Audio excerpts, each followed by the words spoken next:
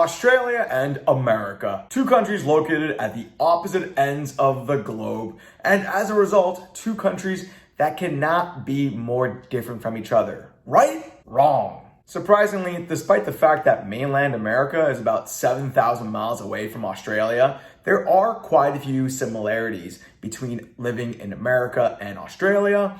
I've had the pleasure of living in both countries. I currently live in America. I've been living in America for years, but I did have the chance to briefly live in Australia as well. So I know what I'm talking about when I compare living in America and Australia. So in this video, I'm going to talk about the 10 interesting things that you should take into account when living in America versus Australia. And I'm not going to waste any time. I'm going to dive into it right now. And the first thing I'm going to talk about is the food. All right, I'm just going to come out and say this.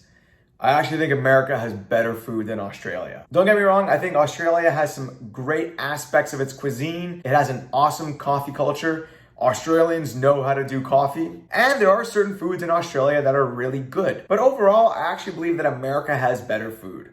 Australian cuisine is heavily influenced by British cuisine. That's why things like fish and chips and meat pies are so popular in Australia. Honestly, I think fish and chips and meat pies are everywhere in Australia. And Australian cuisine is also influenced by the millions of immigrants that have come to Australia over the last few decades. So you'll find a lot of Italian cuisine, Greek food, Vietnamese, Chinese food, Indian food.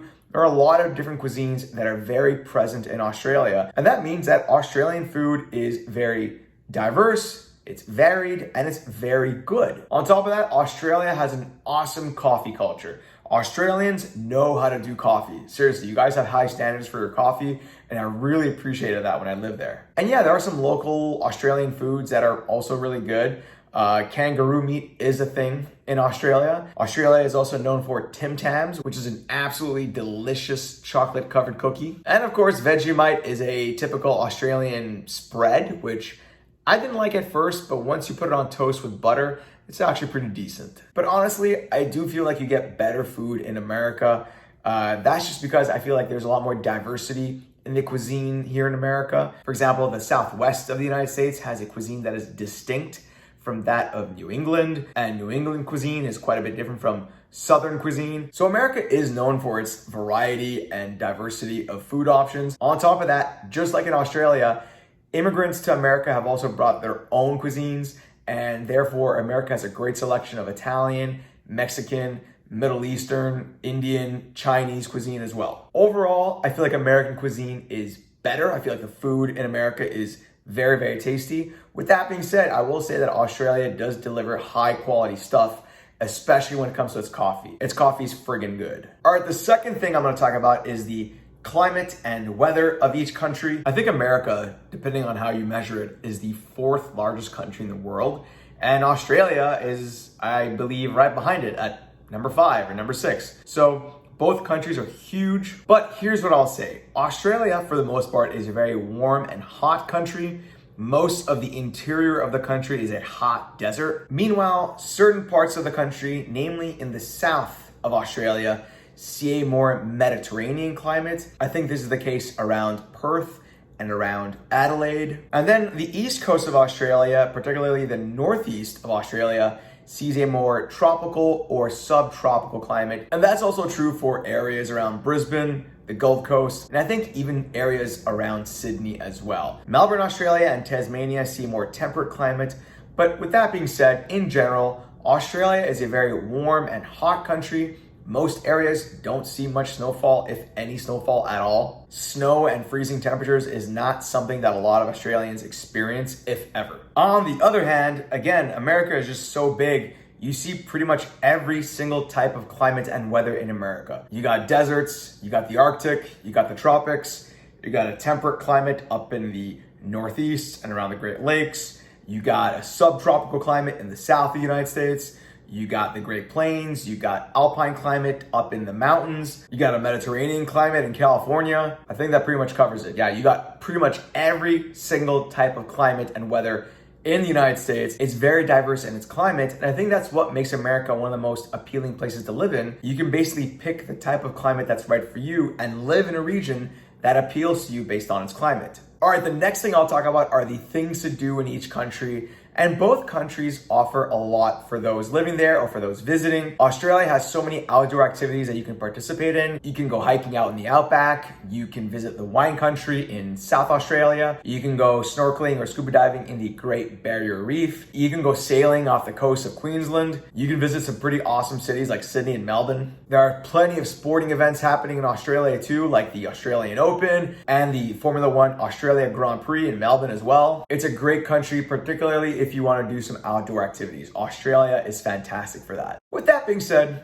I gotta say, America offers more things to do. Not only does America have some of the world's most renowned cities like New York, San Francisco, Los Angeles, Chicago, and Miami, but it also has some of the world's most preeminent vacation destinations like Las Vegas and Orlando, Florida, known for its theme parks. America also has the great outdoors as well. You can go surfing off the coast of California or Hawaii. You can go hiking up in the Appalachian Mountains or the Rocky Mountains. You can go skiing or snowboarding pretty much anytime during the winter. You can have a great time in some of the party cities of America like Nashville and New Orleans. There are just a lot of things to do in America. You're never gonna be bored living in America. I don't think you'll ever get bored living in Australia too, but there are just more options and more things to do in the United States. All right, I kind of touched upon this earlier, but the fourth thing I'm gonna talk about is the wild, is the great outdoors, and the things that you can do outside in both countries.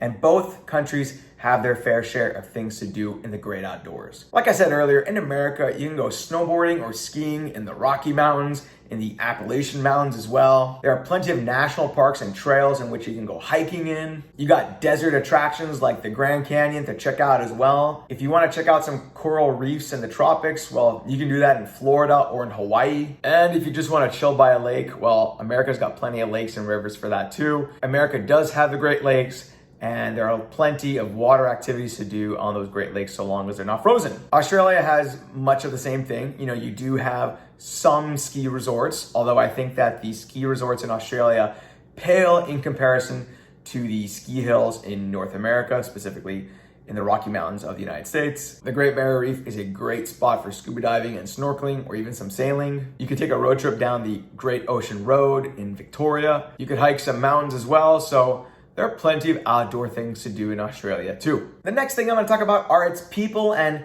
both Americans and Australians are similar in certain ways and pretty different in other ways. I think the similarities include the fact that both Australia and America have people that come from different walks of life. You have people that are born and raised in America and Australia, and you also have a lot of immigrants that come from different parts of the world. You have people from small towns, people from big cities, and in general, I have to say that both Americans and Australians are actually pretty outgoing people. Whenever I travel around the world, the people that are most noticeable when I'm in different countries, like let's say for example, if I'm traveling throughout Europe, the people that are most noticeable are Australians and Americans. I don't know why, they just stand out the most. But one thing I have to say that sets them apart is that Americans actually tend to be a little bit friendlier. All right, so I just got a few more points I want to bring up, but before I do so, I want to let you know that whether you've seen my content before or if this is the first time viewing one of my videos, go ahead and subscribe to my channel and hit the notification bell so you can be notified every single time I come out with other great and similar content.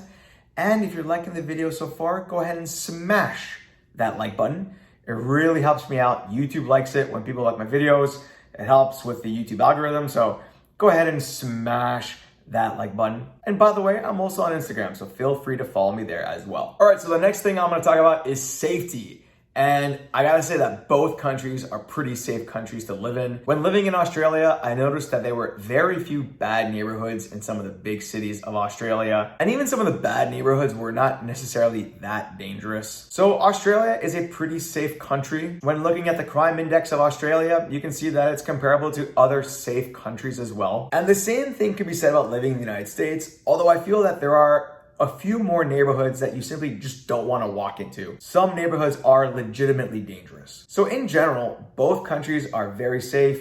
You know, we took a look at the crime index of Australia just a moment ago, but here's the crime index of the United States as well. Again, it's very comparable to other pretty safe countries too, but there are a few more violent crimes that happen in America, and there are more neighborhoods that you simply just don't want to go to at all. All right, the seventh thing I'm going to talk about is wealth. And both countries are very wealthy countries. In fact, both countries are some of the wealthiest countries in the world. If we take a look at the GDP per capita of both the United States and Australia, we can tell that both countries are up there in terms of GDP per capita. The United States really being amongst the highest in the world, but Australia not too far behind as well. So both countries are very wealthy countries, they're very developed countries, and I feel that the standard of living and the quality of life in both countries is, as a result, very, very high. Getting around in Australia is a pretty easy thing to do. Australia has a very mature and extensive airline industry, so traveling from city to city is very easily done by air. There are literally dozens and dozens of flights between Australia's major cities every single day. So if you want to go from Melbourne to Sydney or from Brisbane to Perth, you can easily do that by air. And transportation within the major cities is also pretty easily done. I felt like all the major cities in Australia had a pretty extensive transportation network, be it by bus, streetcar, train, or subway. The one thing that I think would be hard to do in Australia would be to drive from one major city to the next. For example, I'm not too sure if there is a undivided highway linking Melbourne to Adelaide, for example, or Brisbane to Perth. I think that getting around by car, if you want to go from one state to the next or one major city to the next, I think getting around by car is a pretty hard thing to do. I feel like their interstate highway network is not as extensively developed as it is in the United States. Speaking of the United States, as easy as it is to get around in Australia, it's probably even easier in the United States. America also has a very large and expansive airline industry. Pretty much every single city and town has an airport that you can fly into. On top of that, the interstate highway system is very extensive. Using the interstate highway, you can pretty much get to any part of the country that you want. And then the major cities do have a pretty expansive public transportation network. So getting around in America is just as easy, if not easier, than getting around in Australia. All right, I just got a couple more points I'm gonna talk about, but the ninth thing I'm gonna be speaking about are the sports in both countries. And both Americans and Australians like their sports,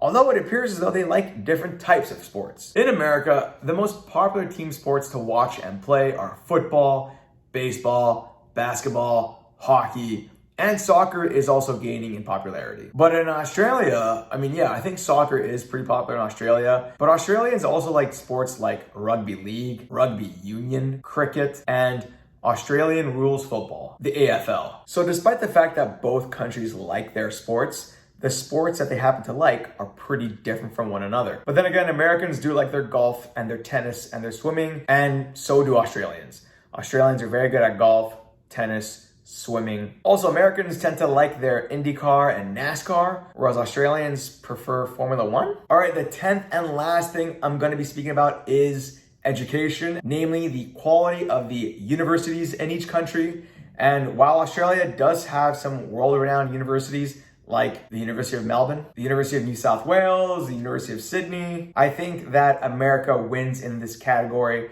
because America's got some of the world's finest universities like Harvard, Stanford, Yale, Princeton, Columbia, the University of Pennsylvania, the University of Chicago, MIT. I don't think any country in the world comes close to the United States in terms of the number of high quality universities that it delivers. The United States just offers a plethora of very high quality universities that I don't think any country can match. So you're gonna get an amazing education whether you study in Australia or in America, but I'm just saying that America has more top-notch, high-quality, world-renowned institutions. Let me know what you guys think of the points I brought up in this list. Is there anything that I was wrong about? Did I miss anything? Please let me know in the comment section below. I would love to hear your thoughts.